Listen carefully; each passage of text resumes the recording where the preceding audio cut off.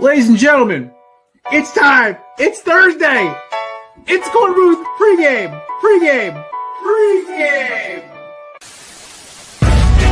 No debate, cause it's all. I'm too official, got the drip, I got the sauce. Bring the proof when it's time to tell the truth. I'll be at the corner booth, find me in the corner booth, yeah. Still standing and defiant. Slay the competition, cause I'm walking like a giant. Bring the proof when it's time to tell the truth. I'll be at the corner booth, find me in the corner booth. Love to see this team add another receiver, whether that's trade or free agency. That's okay. Pittsburgh's the AARP retirement home. There's a bunt record. That person's never going to have to worry about that thing ever getting broken. I hate analytics. I think it's ruined the game I grew up loving. I will do unspeakable things for the Giants to win this rule. Oh, pause.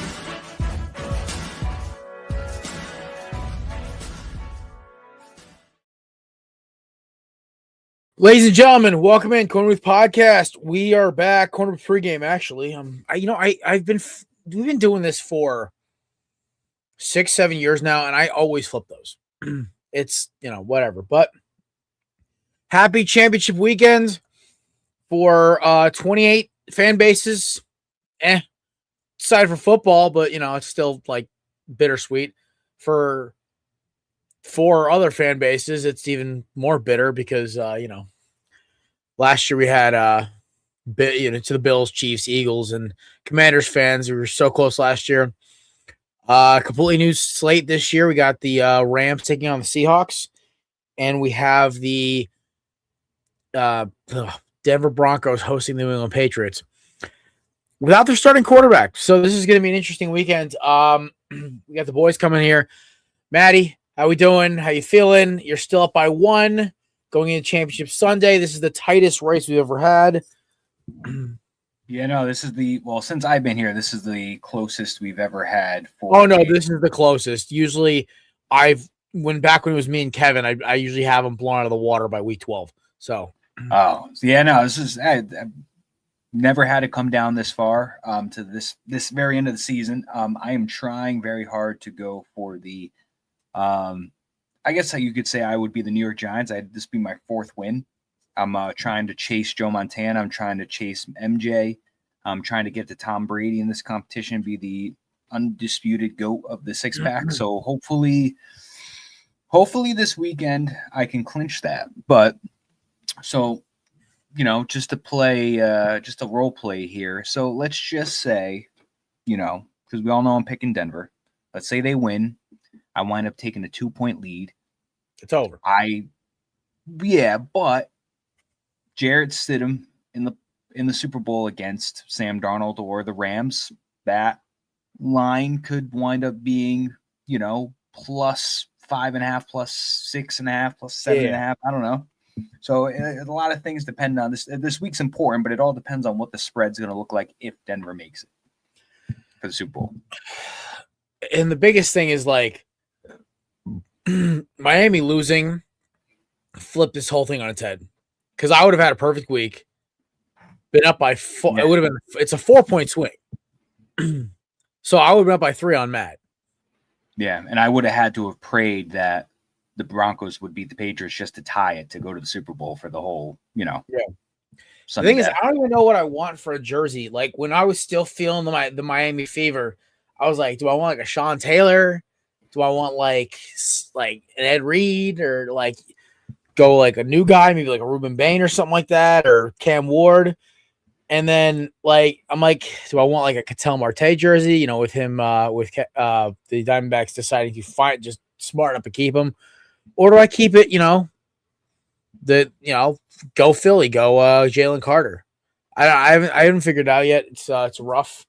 But also, it's like I still have to come back and win. I'm still down by 1 point. So Brian is not obviously making it tonight. The poor guy had got stuck at work. He texted me his picks this afternoon and referred to them in their proper names, which is just even funnier, or at least one team. But yeah, we have a guest coming on in a little while as well, so he'll be here in about a half hour roughly. So, but yeah, championship weekend's here. The Darian Mensah situation's fun.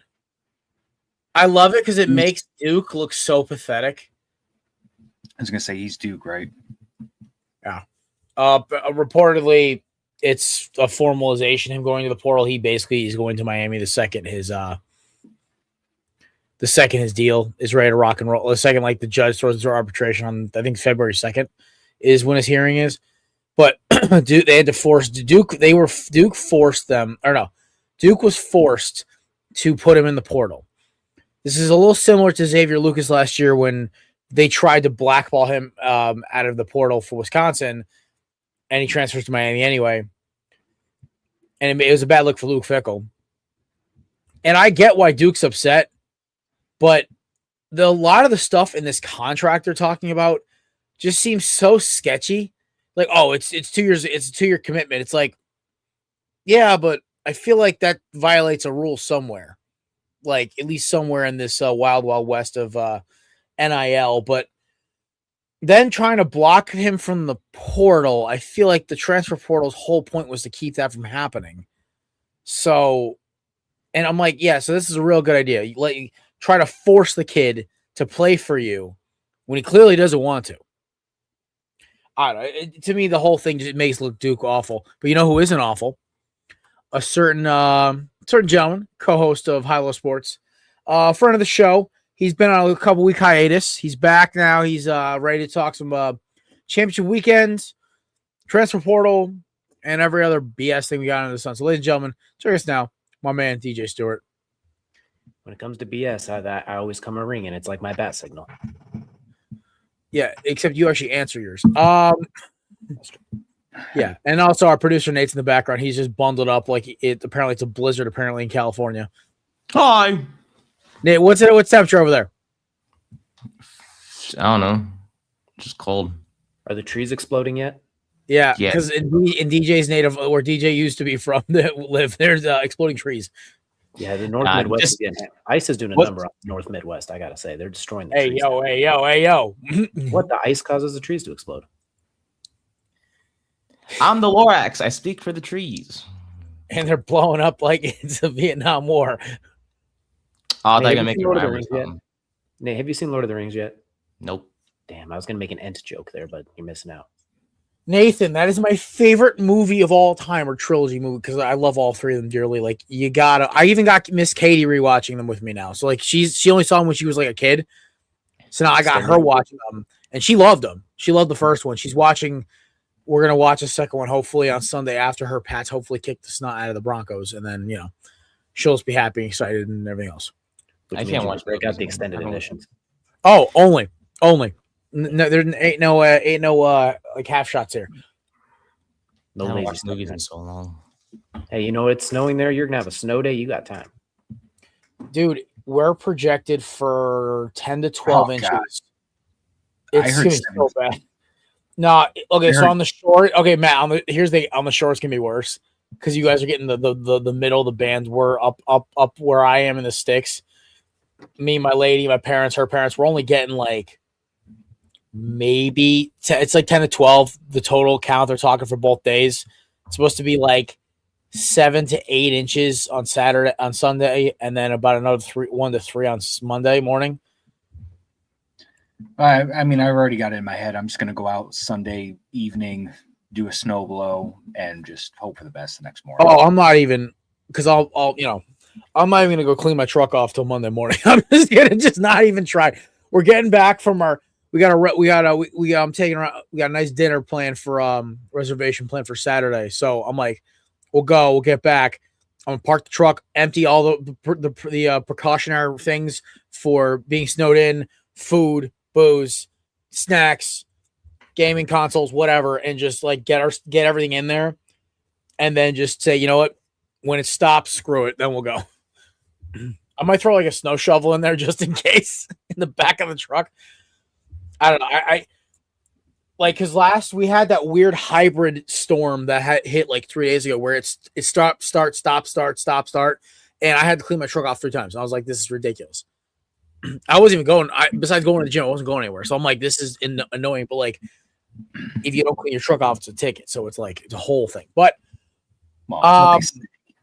it's also ridiculous, DJ. We're talking about Darian Mensah and how Duke is just basically being like if I can't have you, nobody can. College football needs to get their ish together. Like it's a complete mess right now. The simple way to do this would also be if you enter the transfer portal, you can do it one time. If you try and do it again, you have to do the old sitting out a year situation. I think that would mitigate it a little bit as opposed to the team jump. They need to get some rules and regulations in. Yeah, I think the one is fine if there's extenuating circumstances or you can get a waiver signed by the team. Like if there's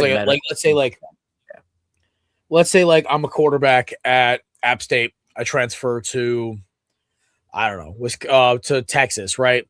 But then they bring in the coaching staff basically says to me, they're like, hey, listen, we just got this 5-star quarterback in. You're not playing. You're going to be sending the backup. And I'm a 4-star talent. Like I'm like, I clearly I was worth a transfer portal. I had a great season.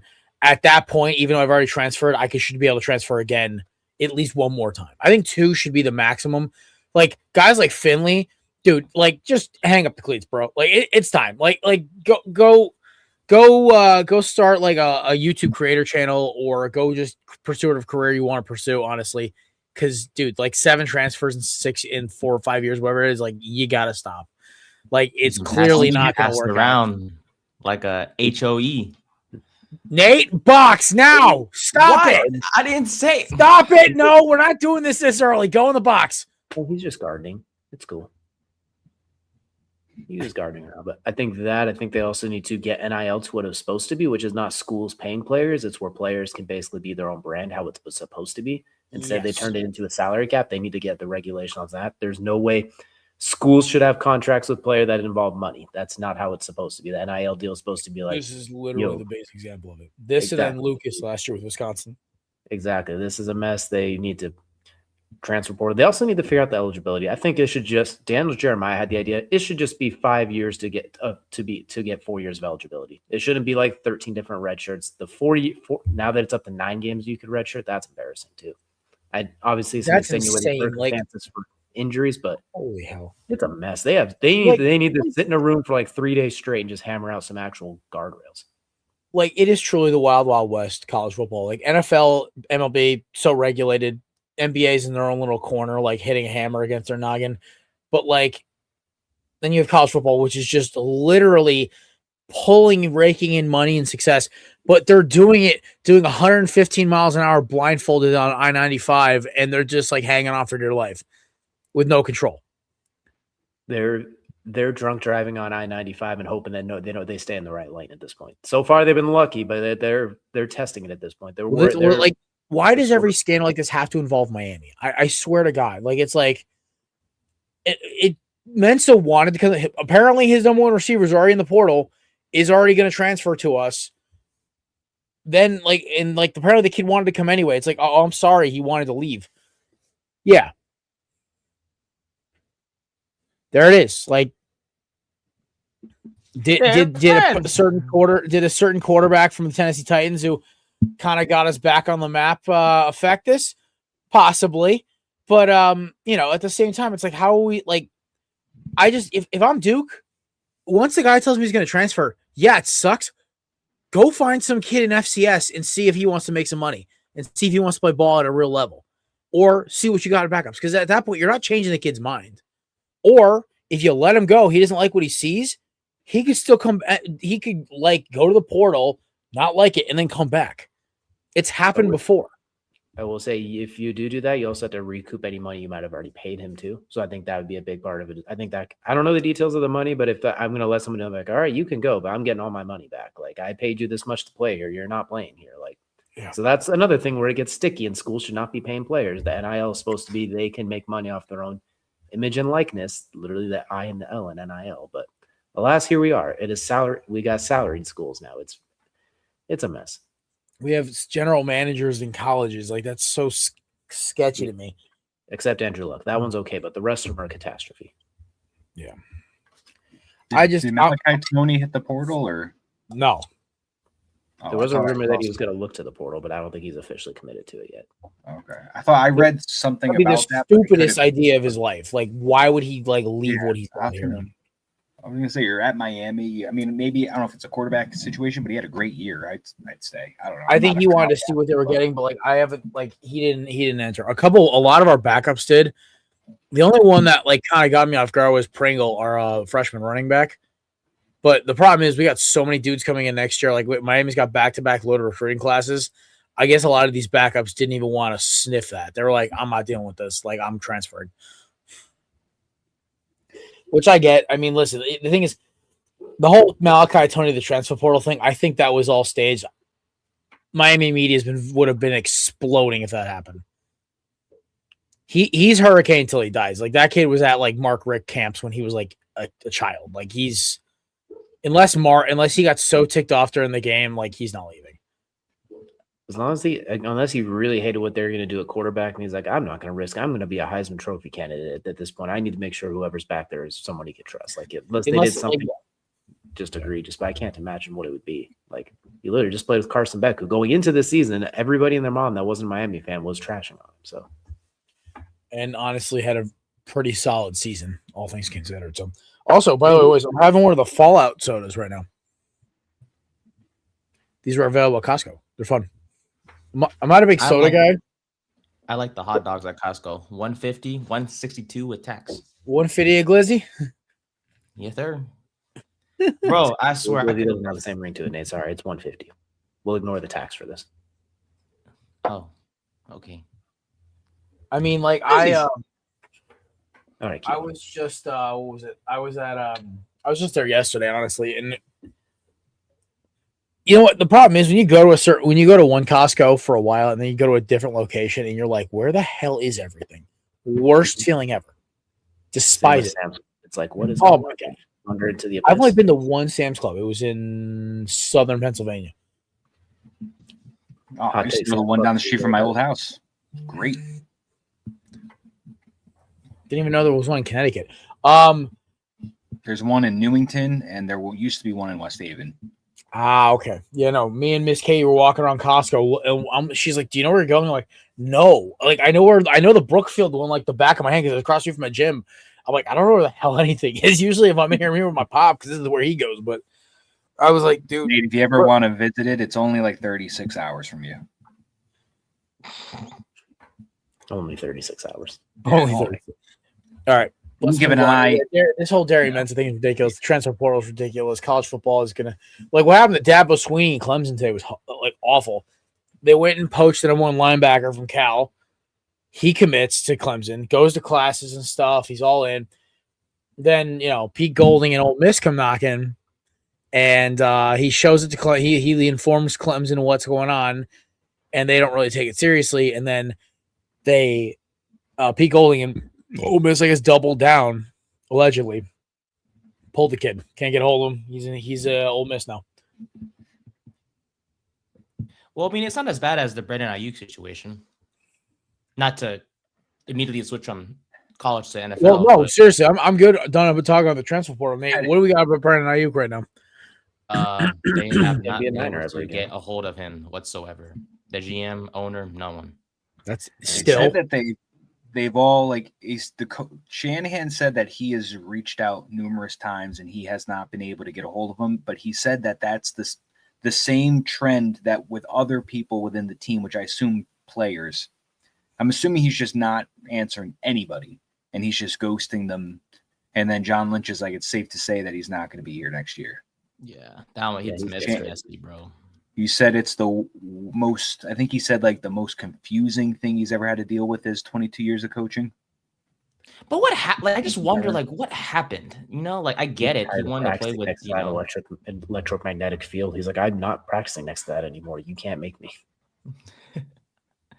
Imagine that actually has an effect on the players. They're looking into it. Launching an investigation. Bro, could you imagine if that finds out? There are so many potential lawsuits on hand if that actually is found to play a part in it. Just I like the location of the stadium and the practice field because it's next to Great America. It's a theme park. I know Great. I love Great America. Me too. I like a lot. I've been there in a while, obviously, but we'll have to go back. I don't know what that is. That's an amusement park. Yeah, yes, sir. It is. It's like the Disneyland, but cheaper. My favorite's the Sounds whole like thing about the electromagnetic plant that's next to the freaking thing that's causing all these injuries. Yeah, that's going to cause some lawsuits. Great America sounds like the East Coast version of Busch Gardens, which was like not Six Flags, but like I think it was a little cheaper. It was Yeah, I would cheaper say and so. like Yeah. more like and less like. I'd say I don't even know how to put it. Like, because Busch Gardens look really cool. Busch Gardens was kind of like its own little knockoff version, but it was like kind of more fun than Six Flags. I've been to Six Flags twice. It was That's a okay. Step up the compounds. That's Great America is on the West Coast, basically. It's like Yeah. not quite Six Flags, but it's still pretty cool. It feels we're drinking honestly feels we're drinking a soda. I'm not gonna lie. All right. Better than drinking like other stuff. Like what? I mean, like I like booze. Booze is great. Gasoline. Oh, you mean Everclear? Got it. Don't knock it. Yeah, you mean Svedka and Dubra and plenty of gas. Oh, you mean Dubra mixed with orange juice? That's gasoline. That actually might be able to start your car. The smell of Nikolai gas in Michigan smells water. great. You go to a gas station, you sniff all that gas. It smells great. Jesus. Very underrated scent, to say the least. Not even joking. That's how Nate does his therapy without feeling pain. He just puffs that's why gas. Nate's mustache like kind of disappeared for a couple months. It wasn't because he shaved it. It's because like the gas station fumes ate away at it. Just melted and killed the follicles. Just absolutely incinerated his mustache. We might have to do an investigation as to whether or not huffing the gasoline is what's causing Nate those injuries. We found patient 0. You will be our test subject. Yes, I've always We wanted have to the be patient technology. All right. Well, Technology. so we obviously on the show, basketball obviously is kind of like a third, fourth tier to us. It is. At least like in terms of topics we cover, it's always been pro football, college ball, baseball, then down to as Matt tips out for a second. But we're gonna start covering NBA weekly because it's obviously part of the important part of it. Everyone knows our squads, but so we're just gonna give a quick little standings update right now as we're going into middle of end of January. Right now, as it stands, the Detroit Pistons still the best team in the East. The Eastern Conference, like records wise, is so much lower than the West. It's crazy. Shout out to Miss Katie's Boston Celtics without Tatum, still 21-16. Knicks right behind him in third. Toronto in fourth. Cavs, Sixers. Then the 4 play-in teams as it stands. And it looks like that's how it's really going to go because Milwaukee just looks awful. And then after that, it's just poop. Orlando, Miami, Chicago, Atlanta. Dude, the East is just so bad. Then in the West, you have the gladiatorial ring. Oh. The flop brigade, Oklahoma City Thunder, still haven't had 10 losses yet. Yep. Spurs, Nuggets, Rockets, Lakers, Suns, and Timberwolves tied at 6 and 7. Tiebreakers, I guess, will go to Phoenix right now. And then you have the Warriors, Portland, and the Clippers rounding out. So here is the funniest part. Take a guess. Okay, so let's say the first play-in team, Minnesota. Take a guess where they would be ranked in the Eastern Conference. Like 4th, I think. 4th. Second. Yeah, that makes sense. Yeah. Wait, Boston is worse than Minnesota? In terms of record, yeah. Actually, no. Now, Minnesota's one more loss. So they'd be third. Gotcha. Third. Okay. I was They'd going be to say Boston's third. been on a tear low key. Oh, no. I bet- Boston's been great. Listen, I have to follow the Celtics. I do follow the Celtics now. So, like, I have to, like, I kind of keep up on how they're playing. I've watched probably more Celtics games than I have my entire life. More Timberwolves games too, actually. But yeah, no, they're playing great basketball even without Tatum. And Tatum, they say mid-February he's back. So, Yeah. And Cat is just self-demising the Knicks. He's getting traded. Who is? Wait, hold on. Run this back. What's happening with the Knicks? Cat is self-demising the Knicks. What he did in Minnesota, he's doing here. Probably He's softening them up like melted cheese. Got it. A little more. There's no defense. How do you not have defense? You are a large man. There's no Which defense. is amazing because coming out of Kentucky, he was an elite defender. But as soon as he got to the association, it just all disappeared. It all completely evaporated. It makes no sense. And I know everything I'm saying, Jared's lived with for the last 10 years. Yeah, it's like see, this is why everyone was wondering, like, why are you so happy about Julius Randle over Cat? I'm like, because Julius Randle's a effing dog. He's healthy. Yeah. He's a top 10 power forward in the league. I'm not complaining. And he also fits Minnesota's MO better than Cat does. Because Anthony Edwards is a dog. So is, I swear to God, Jaden McDaniels tries to fight every star player he plays against. As much as everyone makes fun of the stinky Frenchman, he's still a good interior defender, and he's good at grabbing rebounds. Dante DiVincenzo, I swear to God, tries to start a fight every other night. They call them the Minnesota crash outs for a reason. Randall fits that MO way more than Cat does. Cat's probably like, stop. Yeah. Oh my God. Literally, he made that sound effect on air. Like, I don't give a crap about what he's about or whatever. Like, listen, congrats to his engagement with Jordan Woods, by the way. So, Cat, congrats. But, bro, like, you looking softer than melted cheese right now. You got to chill. Yeah. I don't know how credible it is because the guy has only like 3,000 followers. He says in his bio that he's an NBA reporter, and there's nothing in it that says parody. So I'll take it. There's a picture of him with a microphone, so maybe. But somebody more credible than him shared it, so we'll see. But pretty much saying that Leon Rose is in discussions with Memphis and Dallas for defensive, top-tier defensive talent for trades or whatever. I'm assuming Cat's so involved. like a Jaren Jackson, maybe? Yeah, I don't know if they're going to trade Anthony Davis if they can because I know he's hurt. But something like that. They're looking for some sort of defensive help in the trades between those two teams. I think Cat's involved in it. Yeah, you know what? Davis did demand a trade by next week, so good luck with that. My favorite thing is I want to see it like a Drew Holiday, like get us an experienced guard who can play a little defense, who can bang threes. Like, just give me something like that. This cat is. You want Drew on the Wolves? Yeah, of course. Will you stop it? Seriously, you're being a pain in my butt today. No, don't say hi to her. She's the worst one. That's okay. We love all cats. No, I think Drew would be great. I mean, obviously Portland is not really going anywhere. I think they're obviously want to go towards a youth movement, so he's a good option. We can thank Chauncey for that. Yes, sir. Yes, sir. No, I think Drew would be great. I think he just came back from injury too. So, and plus they want to play more of their guards, like what's his name? I forgot his name. Oh, Shaden Sharp and Caleb Love. So I'm sure Holiday wouldn't cost. Oh, I remember Caleb Love. The 2021 North Carolina team. That was yep. Well, then he had to do something stupid and go sleep with RJ Davis's girl allegedly, and just blew the entire team up. They don't call him Love for no reason. Yeah. I've been watching a lot more Wolves basketball. Weirdly enough, maybe it's because of the players I bet on. But how the hell did we lose to the Jazz, Nate? What the hell? Hey, I know they had one of the guys on the Jazz went ballistic. Yeah, George is a hell of a thing, but 42 points. He's a great young guard. Nurkic, who he's a very confusing case because the Jazz benched him for like 3 games. Like he was healthy enough to play, but they just DNP'd him for like 2-3 games straight. Yeah. And then he recently came back against the Wolves. I forgot who the other team he played as well. I don't know why I'm investing into basketball more now. But he's been Nurkic and George have been going off. Markkanen has been out with injury for a little bit. Sensabaugh has been a quietly rising young prospect. Sensabaugh too. Who? Nah, that's an old NFL player. Oh, I was gonna say the last name is not a common. Who's Gerald Sensabaugh? No one. Gotcha. But yeah, the Jazz are. I mean, they're obviously not going anywhere. They're the worst team in the West, if I'm not mistaken.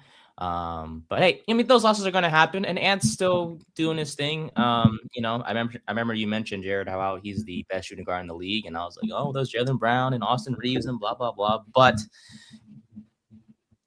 Edwards has been really freaking good, man. I mean, you take a look at his lines these days from a betting perspective, it's always in like the 29, 30 and a half because he can go off at any moment. He's been just outstanding recently. So yeah.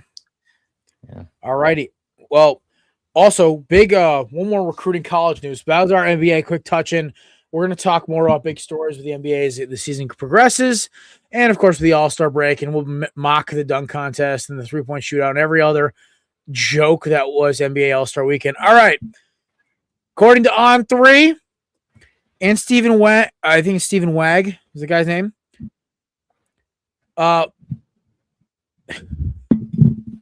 It looks like our from the University of Missouri, Damon Wilson is transferring to Miami. one of the top edge rushers in the transfer portal, is coming to South Beach. Somebody from Miami, just to clarify the draft, there was an offensive lineman. Was it Bell? Maui Noah and Bell both declared. Yeah. What I should don't we, know. if, But if- Good I was gonna say, there's one thing you could tell us about the other one real quick, Jared. Bell, what would it be? big as hell. Both. Thank Trent you. Brown. Big Trent Brown. That is his pro comp to me. Large man. Is he a high draft pick, you think, or is he like a mid-round? He's a developmental case. Whereas like Francis Maui Noah is probably going to go inside the top 20, top 25. Like I think the whole farthest I saw him fall. It's too early. It's way too early. But I've seen him fall as far as Philly. I've seen him go top 4 to Arizona. Yeah. So I don't know. I was gonna say I've seen him go pretty early in some mocks, like you said, top 5. Is Fletcher going, or is he still in college? Like, is he still got time? Fletcher staying for one more year. I think that's why Pringle transferred, because he wanted to get starting snaps now, and Fletcher is going to eat up 20 carries a game. Stud. Fletcher is a stud. Now holds the all-time record for I think it was rushing yards in the CFP. I think it's just in like a single league stint. So he broke Zeke's record, which is crazy. Zeke did it in 2 games. But I mean, also I'm optimistic for Jordan Lyle next year. Hopefully he stays with us, because I think he's even better than Pringle, because Lyle's a missile when he gets running. But yeah, so there you go, a little transfer stuff. So we're gonna talk quickly. The New York Mets have decided to drop a Brinks truck. Yeah. Bo Bichette, Luis Robert, Luis Robert, and then they just went on trade for Freddie Peralta, and the Brewers got hosed. So also congrats, Matt, on getting Belly back. And apparently, out of nowhere, Mackenzie Gore is now a Texas Ranger as of like a half hour ago. Yeah, an hour ago. That news broke to me by our own Tyler Show, Chris Lipoff, who I think must be like cousins with Adam Schefter, the way he just has this information so quickly. He's got those like influence the main sources. He got them plugged on Twitter. I guarantee the second it went off, he was like, "Wait, we didn't." Because I mean, I feel bad for Phillies fans, man. They're taking a shelling this year. Suarez is gone. Yeah, Suarez is gone. He's going to Boston. Suarez is Boston now. Yeah. Yeah. Suarez is in Boston. They brought back Schwarber, which I know he wanted, but Real Muto is on a decline. They brought him back for 3 years. The Mets, so this is my thing. How much did the Mets really improve? Let's break it down. You got rid of Nimmo, and you bring in Luis Roberts. Luis Roberts, tremendous defensively. I think Nimmo was not great defensively, but was known for his bat, which was a little lackluster last year. You get Simeon in there instead of Acuna at second, which I don't like. You put Polanco at first, who's I don't think has ever played first, and replace him in a Pete Alonso. You lose Edwin Diaz, you replace him with Weaver and Williams, but then you add, Bo Bichette, who's never played third before, I don't think, but they're going to put him at third. A lot of guys playing out of position, which sounds like a Yankees thing happening in Queens. And then you bring in Freddie Peralta, but we're not going to just forget the fact that starting rotation still sucks outside of Freddie Peralta. So here's my thing on it. Like, great. Luis Robert had 2 bad halves of a season, and that's why everyone. Because remember, we're talking 2 years ago. Luis Robert is like the player on the rise. Everyone's watching him like accelerate as a player. 2 bad halves of a season, injuries, and he's getting traded to the Mets. It's like, I think he could thrive out there. I mean, obviously, there's always the Met curse that hopefully he's not the one who gets nailed with it, but.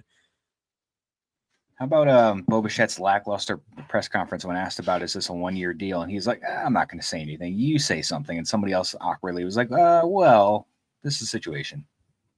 Because he can opt out after 1 year. Yeah, well, here's the thing. Is like, I mean, he's not going to promise. Listen, I think that's honestly more fair to Mets fans. Him going, oh, yeah, I'm here for the whole life of the contract. It's like, he might opt out next year if the team sucks. Like, I don't blame him. Yeah. Cody Bellinger comes back. You guys? Yep. Because they all come and go anyways. It don't even matter. Hey, you got Jeff McNeil, brother. Hell yeah, dude. I can't wait to see him smash dingers in Sutter Health Park in that crap-ass ballpark in Sacramento. In front of 7,500 people. Yes, sir. Where the outfield is just grass. No seats, just grass. You can sit out there and just sit on the grass. Cody Bellinger, I'm happy he's back. He this is his best season he's had since his MVP. Yeah, he looked like a guy that was probably meant to just hit the ball in Yankee Stadium. So I'll take it. It's a 5-year deal, but he can opt out after years 2 and 3. My only issue is the Yankees is that they're doing the same thing they do every year since Boone came on. They run it back. If you look at what the starting lineup is for this year, it is the exact same thing as last year, minus Volpe because he's hurt. And then you put in Weathers when you're not going to have Rodon or Cole for the start of the year. I don't know about Schmidt if he's still hurt or what the case is with him. But I don't know, man. It's not enough, man. I'm going to watch like a 80-something win team, 90-win team. It's fine. Maybe a wild card. You finish third place, maybe in the division. But it's just not a championship caliber team. You didn't win last year. Why are you running it back? I just don't understand. Because it's the Yankee way. Yeah, that's the new age Yankee way. All Hal cares about is sustainable success, which is just winning 90-plus games, getting to the playoffs, and that is a success for him. That is his championship. Yep. Well, I mean, I'm just sitting here like, yay, we didn't trade. We got Nolan Arenado. And DJ made a little transaction. Yeah, we did. Thanks for Nolan, by the way. It's fine. They gave me 2 World Series in my lifetime. It's never going to be good again. I've accepted. You're a Cardinals fan? Unfortunately. Nate, you're wearing a Dodgers hat. You have no ground to stand on. That's a Boston. It's a Brooklyn Dodgers hat. Still associated with that and slime ball with an athletic sweatshirt over it. Yeah. Yes, sir. I did not feel like matching today. It wasn't A's game, so I can allow that. You got to confuse people and get like you got your Dodgers hat, you're at your A's sweatshirt. You need to have some sort of Phillies sunglasses or something. Or California it up and get like a Padres shirt or something. Ew, heck no. Their colors are basically crap. Like literally crap. It's brown and yellow. It's like it's diarrhea. Dude, it's dude. Their color jerseys are what happens in the toilet after you have Taco Bell. Whoever came up with that color scheme needs to be fired, bro. After a quesarito and a beefy 5-layer burrito. Dude, we need to go back to what it was in the late 90s, early 2000s, that gray, orange, and navy with the camo alternates. Just go back to the classics, man. Taco Bell sounds really good. Thanks, man. Nate's questioning a lot of things like, He's thinking, is it worth turning my restroom into the Padres? Yeah, but the quesarito sounds really good. Oh, sorry, I went from having takeout tonight to leftovers in like 2 text messages. I'm like, well, this sucks. Look in the fridge. They're like, oh yeah, we're gonna take out. I'm like, sweet. I'll get like some Mexican or some Chinese or maybe some like Italian takeout. Nope. Leftover pasta it is. I'm like, all right, bet. But all right, well, I think it's time we start talking about some football for us to show. What do y'all think? It's only 2 games, but all right. Trying to think. I think the biggest name still on the market for baseball to end it would be like Framber Valdez, which I don't know. He's weird, bro. I'm afraid whoever signs him, they're gonna get a headache because he has. I don't see him. So I want the Yankees to sign him because I want to know what they're gonna make him do with his long hair. Because I know the facial hair policy is gone, but they want you to keep it nice and clean. But I don't know if he can have the long dreads or not, the braids, or whatever. I don't know. Nah, F it. We like weird pitchers down in the desert, send him to Arizona. Yeah, that'd be He good. fit right in. They're all a bunch of weirdos in that pitching staff. I just want Paulie G to sign with us for his last year of his career. That's all I want. Hey, he still can do it. He had a really solid batting average season for us. He had like 20 home runs, but he was just the guy that was solid defensively, could get on base, just good. Yeah, I thought have him play first or DH for us. That's it. We aging corners of the infield. I actually just got picked up for a new team for spring ball this year. I'm excited. So gonna be playing ball again. Hopefully no pulled hammies like last year. All right. Let's talk some football here. It's not really a 6-pack. It's kind of just a 2-pack of games. So the standings are as follows, as we brought it up on Tuesday's show. Me and Matt have basically, it's just a 2-horse race now. Nate and Brian have punted, and Nate actually asked if mentioning a certain celebrity's name on the show would get him 30 points. And I said no. Why? Because that's not how it works. Yes, it does. In my world, it does.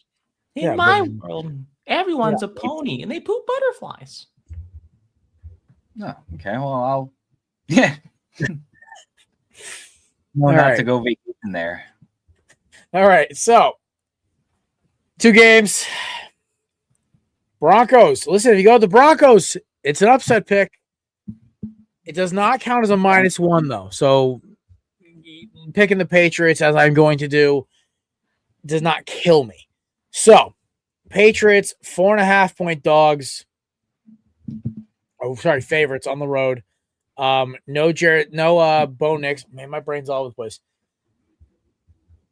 Listen, I think the Broncos, it's a great story. I think their defense has been great. It's, like they just find ways to win. But dude, Bo Nix is, as much as it kills me to say this, was the engine behind that offense. They can run the ball as much as they want, but like, are they going to be able to win with only 20 points on the board or 15? Like, seriously. So I trust the Patriots to put up 21 points or just enough to win with how Diggs played last week. Kayshon Bouttie's come on really well. They didn't even use Hunter Henry last week or Trevion Henderson, and they just ran it with Ramondre Stevenson against the best defense in football. So, yeah, I'm going to go Patriots here. Deej? All right. Oh, yeah, DJ. Change up, Matthew. There's something about the fact that the Patriots keep playing with fire with the amount of times the ball hits the ground, the amount of fumbles, the amount of times where they haven't had to pay for it. So I think Denver's going to keep it close and cover. I think the Patriots will still win, but Denver will find a stupid way to cover and make it like a 17-21 game or something annoying like that. I think if they're going to win, Nick Bonito needs to go ballistic. And I think he has the potential he could bully Will Campbell in some spots. I'm going to say that the Broncos find a way to cover, but they'll still find a way to lose because the Patriots always stumble ass backwards in the wins. Yeah, I will say that Patriots are most likely going to win this game. However, obviously me being I'm not going to go for the Patriots. So Drake May had a handful of turnovers against that Texans defense, and probably would have lost that game if CJ Stroud didn't throw 4 interceptions. I think Jarrett Stidham actually will play better than Stroud. All he has to do is not throw 4 interceptions. That's a low bar you're setting there. I know, but like Stroud. What I'm getting at is that defense is tough for Denver. It may not be the best defense in the league, but it is a scrappy, tough defense. They can get to the quarterback. They're good in coverage. May is not going to play a clean game. There's going to be turnovers made by him against that defense, especially it being in Mile High, not in Foxborough. I don't think he's going to have a polished, clean performance. I'm going off of the defense is going to keep that game manageable, going to force some turnovers, and Jarrett Stidham just has to play sufficient. Doesn't have to be the hero, just has to play solid ball. Doesn't need to have 300-something yards like he did with Oakland that one start. So I'm going to say Broncos win, not by much, but in reality, it would be the Patriots. But for this competition, I'm going to pick the Broncos. Nate Dogg. Hi. Doesn't even matter who I pick. Give me the Patriots. I think it's gonna be ugly, like you guys have mentioned. I think May will have a couple turnovers himself. But Stidham will also have some turnovers too, and I think that will make the difference as well. So give me New England in a very ugly win. Nice. That belly up writer is going to say the Patriots are going to win. The Broncos have no shot, and that's going to make me feel a lot better. Somebody ban him from commenting on our stream because he might be I swear he's doing it to troll because nobody's that dumb. At least with his takes. I'm not saying the guy's actually isn't smart. I'm saying his takes and his picks are so bad. He did get the Broncos right last week. So he did get Blind one. squirrel catches the nut, man. I'm telling you right now. Maybe he's the broken clock is right twice a day. Maybe that second time's coming up. All right. Brian took the Patriots as well, so Matt's lone wolfing. Oh, all righty. We're talking Rams Sea Chickens. Nate, you wrote it wrong. It's Sea Chickens. It's Seacocks. Ah, yeah, you go. We're not Or starting this Seamen, again. as Matt said. No. Seamen, the Seamen, Yes, sir. the Sailors. Swimming in the yes, sir. Lord, All right. Nate, one more. I'm sending you back to the box. We always push the button, but Nate has to just be like, like Yes, hammered. I was the fucking- spamming that button. You feel me? Yes, sir. and my favorite part is that I told some people what you said on the show last week, and then they saw the clip, and they're like, "Oh my god, that's terrible!" I'm like, "Thank you." It's Thursday. It's fine. Yeah, it's still our channel, dude. How about I listen? I could come on 3rd and 10 and make the same inappropriate jokes. That's okay. You're gonna Don't have mind. him on, and then Jared's gonna start spamming everything you say. Just I fire wouldn't to mind. you, That's just- Jared we're talking about, man. I wouldn't mind. We get banned. I just have to have this show to go on. So That's fair. Hey, it's fair. Hey, you and Brian have a place here. exactly. Always Have do. nothing to All lose. right. Let's be honest. The Rams are the luckiest effing team this playoffs. I swear. They needed a miracle and a really bad throw. No, a miracle and some defensive help to beat the Bears. And then the week before, who did they beat in the division or the wild card around my brain's fried? Carolina. That's right. Barely. Carolina. Down to the wire. Do the heart attack Rams keep it going? I don't think so. I listen. I watched this Seattle team with Sam Darnold with a busted wing. See what I did there? Literally smack San Francisco around like it owed them money. And as an Eagles fan who had to watch us lose the game to San Fran because they didn't win it, we lost it. We played awful and they played bad enough not to lose. Watching that was poetry. I was like, yeah. Also, Kenneth Walker just needs to get 30 carries a game. He's such a talented running back when he's healthy. I love Zach Charbonnet. He's just a sledgehammer with legs. And he's out for the years too, which sucks. Yeah, which is awful. But I do really feel bad because he's a very talented running back. But Kenneth Walker is a freak. JSN's nasty. Cooper Kupp, when he's healthy, is still good. Maybe a little revenge game right there. Yeah, I know. We're waiting for JSN to go off low key because he hasn't Well, really had that. here's the game thing is yet. like they didn't really need him against San Fran. I guarantee had him bracketed. They were like, we're not getting burnt by 11. He still scored, but it was like, dude, like they got burnt by Rashid Shaheed though on the kickoff. that boy Woo! could move. I know. I'm so happy he got in New Orleans, man. Like, lucky him. Kamara should be next, but I digress. Nah, Kamara's washed. He can go collect dust in the Giants' backfield. Ew, no. We don't need him. We have He can back up. He can back up the CTE king himself. We have CTE and TTJ. Tyrone Tracy. Love him. Oh my god! Actually, Nate, you know what? That's a winner right there. I got Nate, you, that's where the point in the standings. really? Yeah. Yeah. I'm TTJ gonna win, but creatine fine. Caucasians. You got something, Rude. You got something there. Dude. If they call themselves the Exciting Whites again, though, it's war that it belongs to Reed and Cooper DeJean. Nah, crowned I'm them just first. glad we have two crazy Caucasian people on our team. There you go. All right. And one respect. Sorry. Concussion Caucasians. To beat a dead horse, like the Seahawks did to the 49ers. Basically, that defense doesn't have any real flaws.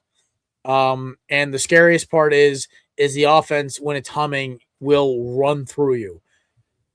I think the Rams are going to play them very tight. I think this is going to be close till the very end, but I think this line is lying to you. I will take the Seahawks not only to cover, but I think they'll double the line. I think they'll win by at least 7, if not more. I think this Seattle team is just different. Like, I want the Patriots to win for my girl, for her family. I am terrified of the Super Bowl if they have to play Seattle. That is my honest to God opinion. Because this Seattle team looks like they are buzzsawing people. They look like last year's Philly team, where they're just rolling through people. I know it's one game, but like, dude, if I'm a Rams fan, I'm a little nervous. Matt? Yeah, I'm taking the Seahawks as well. I know last year Sam Darnold got rattled and shelled by the Rams, but the good thing with this year is that this is his third time he's playing them, so he's going to be used to what they're going to be bringing to him. They play great. I forgot Sam had an oblique injury, to be honest with you. The defense played amazing. He played good enough to win that game as well. They blew out the Niners. But I think the Seahawks, I think Sam Darnold gets revenge against the Rams in the playoffs this coming weekend. I think we're going to see a Sam Darnold, which is crazy to say as a Jets fan, but he is the one guy that left this team that I'm happy he's having the success that he had. He was the golden boy. We almost ruined him. We did the best thing for him, which was to trade him, and he was fixed by the Niners and the Vikings. So I'm going to take Sam to get a little revenge here against the Rams. So give me the Seahawks to win and advance to the Super Bowl. Nice. Deej. Who would have thought that getting Sam Darnold to live up to his prodigal status was just getting him off Eastern time zone? As soon as he left the Jets and Carolina, then suddenly he blossomed. He didn't even have to get all the way to the West Coast, Sam, again. He just had to get out of that time zone. And now look at him now. Yeah. Oh, These two, because he went to college at USC. Is he from California too? Oh yeah, He's West from Coast Orange Sam is County, a I real, think. Makes sense. West Coast Sam is a different beast. It's the Two more trilogy. years with Seattle, and he can come back home and fix us.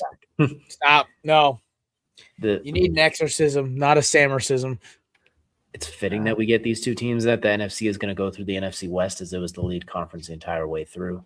These trilogy and the first two games were decided by a combined 3 points. So I think that's only fitting we get these two teams again. The Seahawks are the buzzsaw, everything that Jared said. The only thorn in their side really is the Rams because even in the last game when they won, Matthew Stafford put up 450 and 3 touchdowns. And in the first game, he still gave you 2 touchdowns. This is the one team that could stop the buzzsaw, and I think the Rams are going to find a way to get it done. I think the veteran leadership they have, I think the experience is going to come through. They have just enough weapons, and they make Sam's life miserable. Like, they've taken the ball away from him 6 times in the 2 matchups. They just make it difficult on him. They just make it slightly difficult. So I'm going to take the Rams in a very, very stupidly close game. Somehow it's still going to be like a less than 3-point game like the other two have had. But if Seattle wins, they're killing whoever comes out of the AFC. Let's hope not, but yeah. I'm sorry. They will roll through Denver like it's 2013. Yeah, but PTSD. yeah, right. All right. Brian, of course, took the Sea Chickens, as he referred to it, the Seagulls. Not what you're gonna say, Nate. So either way, it's gonna be interesting. Indeed. Maddie, did you pick yet or no? You took Seahawks, right? Seattle. Yeah, okay. Seattle. Nate Dogg. I will also go with Seattle as well. DJ's lone wolfing. All right. Oh. There you go. All right. A little shorter episode today, folks, because unfortunately, here's the kicker. It's only 2 football games. No college. No real headlines here. So, Sad. it's weird. This is the weirdest time of year, though, I swear. And the thing is, like, I really wish Bo Nix didn't get hurt because this game with Denver and New England would be so much more entertaining. And I'm not going to lie, and this isn't even fan bias here. I wish Kellen Moore stayed in Philadelphia because it probably would have been Seattle-Philly in Seattle. Elite matchup there between 2 great defenses and 2 offenses that somehow work. I would have loved to see Quinion taking on JSN, but we get this matchup. I cannot deal with the Rams Super Bowl again. McVay is so damn irritating. They blew their chance. He got his 2 chances. I'm done with McVay now. Still haven't forgiven him for 2018 when we had to witness the most boring Super Bowl of all time. DJ, great sweater, by the way, if you didn't hear me Yes, before. elite sweater. Absolutely comfortable. It fits like a glove. It's absolutely wonderful. I got a sweater quarter zip for Christmas, and I love it. This is a quarter zip stand account over here. Yeah, I wish you were wearing it so you weren't just showing up as a floating head, but Ooh. just a What happened if I had a camo hat on? Would you say I'm just a floating face? Which joke am I to make with this one? No, I'm gonna skip that one. I just say, where's the rest of your head? All right. You'd have that Jaylen Brown hair going. Oh, Jesus Christ. Not painted on or anything. All right. Well, ladies and gentlemen, it's a little shorter Tuesday today. Unfortunately, because it's a weird weekend. The biggest story is the weather. It's not even in the football games. So I will say this though. Hey, screw it. Let's do first touchdown predictions for each game. We'll go around the horn. We'll go both games. For the New England and Denver game, I have Trevion Henderson first touchdown, and for Seattle and Los Angeles, throw me a JSN deep shot. McDonald wants to get Darnold rolling early, another week to get healthy.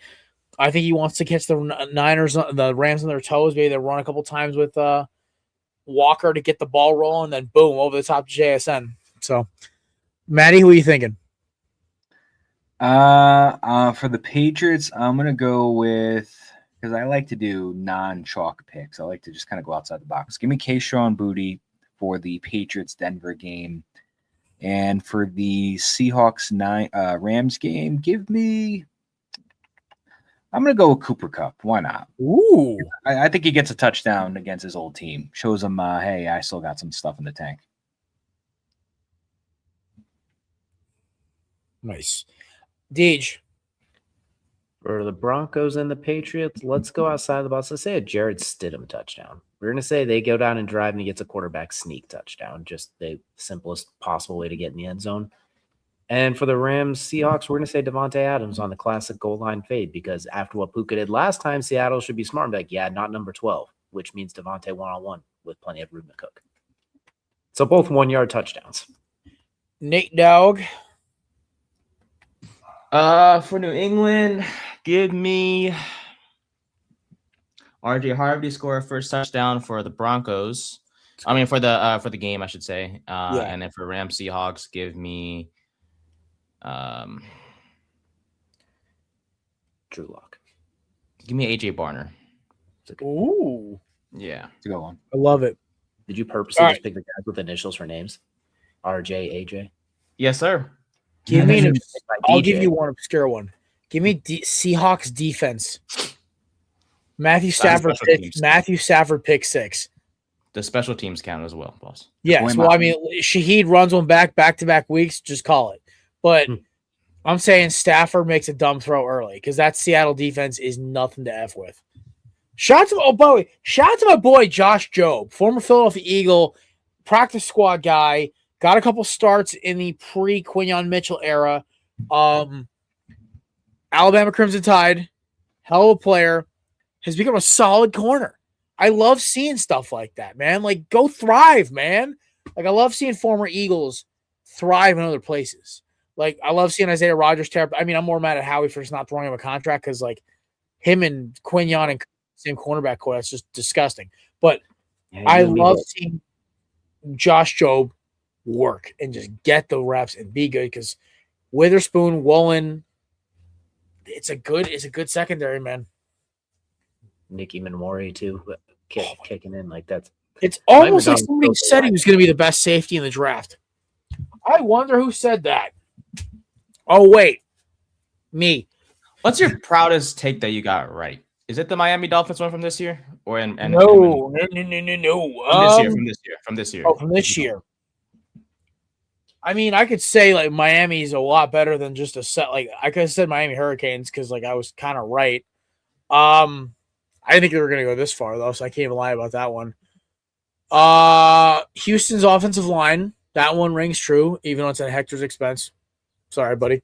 They got better a little bit. They did, but like not enough where it really mattered. Stroud wasn't struggling. I mean, my top one might be Quinyon Mitchell having possibly one of the greatest statistical seasons a cornerback's ever had. No interceptions, because they don't throw his way, but it's like dude locked up guys like his actual nickname. But yeah, Nate, I'm gonna say like I gotta say Dolphins. Mike McDaniel getting fired. Yeah, by the way, we have a new head coach for the Ravens. It's former Chargers OC whose name I cannot pronounce or remember. Sorry. DC Jesse Minter. Sorry. And then for speaking of Mike McDoofus, he is officially the OC at the Chargers. So congrats, staying West Coast. Brian Dable apparently is going to the Titans if he doesn't get the Bills job. Apparently, he don't want to coach. He don't want to coach Philly. Back to another. You want to coach a Philly, which It's really interesting how Philly apparently is no longer a desirable job as an OC, and I'm like, oh, that's why, because you got to do with Sirianni, you got to do with the Eagles fan base, Jeffrey Lurie, high pressure. Let's just go and get a young kid. Go get Charlie Weiss Jr. I'm with it. Like I'm with it. Like go get a young OC from a college team. Let's get him get experimental here. I'm with it. So because honestly, anything's better than Patullo's. Like, all right, button hook, go route, seam, 9 route. Coach, that all means the same thing as that button hook. You got it. All right, let's go. I also want to point out how the Browns have had like 6 different candidates say, yeah, no, thank you, and pull out of it. They've had so many teams. It's Jimmy Haslam and Andrew Berry. Nobody wants to deal with them. You know exactly that interview room went to. Is like, so you got to deal with the Deshaun Watson factor. And the guy's like, yeah, I'm a head out SpongeBob meme right on the spot. Like, I'm not dealing with this. I'll go take Homer Simpson meme of them fading into the bushes in the conference room. They're going to just have to promote internally, or Jimmy Haslam's going to be coaching. I've got a question for y'all. Who is the last team to get their head coaching spot filled? Oh, the Browns for sure. Oh, Browns. I'm gonna say the Raiders get it done first. I'm saying they're one of the next ones up. Yeah, I think the Raiders get Browns it done are gonna before the Super Bowl. They're gonna get like the best of the worst, or the best. Browns are gonna wind up having Jim Schwartz be the head coach because that's the only person that's gonna want it. That's all they have. Not Browns head coach Kevin Patullo. Gosh, can you imagine that?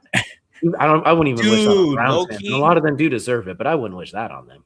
I think they No, Anthony Weaver was linked to Pittsburgh, but I think Mike McCarthy could get that one, which would be really good for them. Yeah, McCarthy's been wanting to come back and coaching. Oh, by the way, just any update if anyone wants anything to say. Malachi Tony with a bunch of Miami posts today.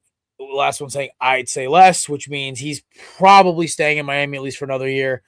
I honestly though, I just him joining the portal, I feel like was like teams trying to fish that one to see if it would happen, but no. It's okay. Best young receiver in college football is staying in Coral Gables. Second best receiver in college football overall, I'd say too. Listen, I thought Jeremiah Smith was hitting the portal after Ohio State lost. I thought he was gone.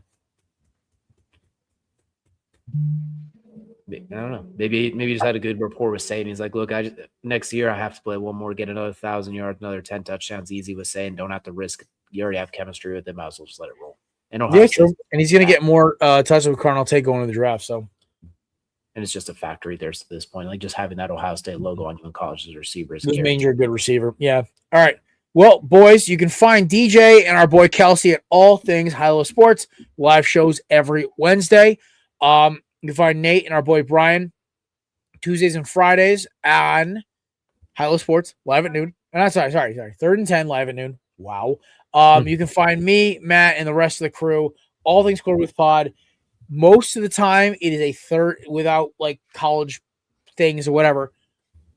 We are live at 6:30 to roughly somewhere between 7:30 and 8 o'clock every Monday and every Thursday. And go check out any reruns on our YouTube channel and our clips on social media. They're always fun. All right. Peace out, guys. And we will be back probably snowed in on Monday for Monday's show. So peace.